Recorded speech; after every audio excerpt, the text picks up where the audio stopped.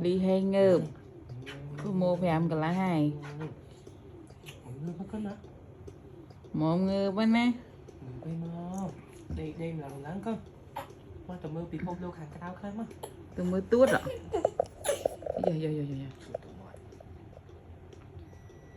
món ăn liền là hồn rồi mai lần gì lần trong cậu ấy ta tao mồm ấy ta tao tầm chui lụa tuộn lên đấy ta tao xăm